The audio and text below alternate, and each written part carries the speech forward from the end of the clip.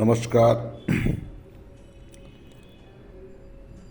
আমার নাম দীপঙ্কর খাঁড়া, একজন নিউরোথেরাপিস্ট। আমি হাওড়ায় আমার চেম্বার। গুরুজি বারবার বলতেন যে হেলথকে ভালো রাখার জন্য আমি দুটো ছোট টিপস শেয়ার করছি। আপনারা এই টিপস ফলো করে কেমন থাকবেন আমার হোয়াটসঅ্যাপ নাম্বারে জানাবেন। আমার হোয়াটসঅ্যাপ নাম্বার দিয়ে দিলাম। দেখুন, সকালে উঠে প্রথমে আপনারা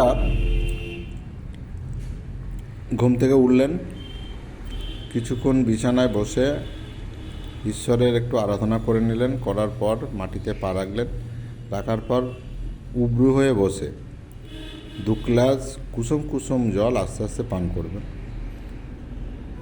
তারপর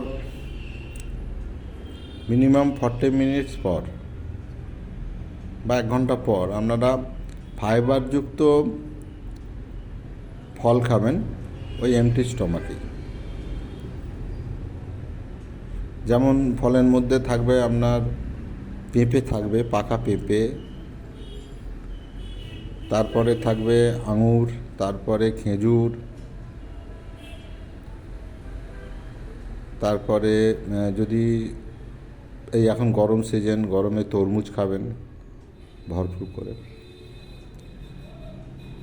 দেখবেন আপনাদের যেমন ফলকে বলা হয় ক্লিনজিং, মানে যত টক্সিনকে দূর করার একটাই আমাদের রাস্তা আছে। গুরুজি বলতেন, গুরুজি মানে আমার গুরু ডক্টর লালা রাজপথ মেহরা, উনি বলতেন যে শরীর থেকে টক্সিনকে বার করতে গেলে বা হজম শক্তিকে উন্নতি করতে গেলে এমটি স্টমাকে ফ্রুটস খেতে হবে, ফল। আপনারা এইভাবে ফল নেবেন, চিবিয়ে চিবিয়ে খাবেন, দেখবেন। আর মাঝে মধ্যে একটু লাইয়ের জুস খাবেন আদা দিয়ে, আমলকির জুস খাবেন,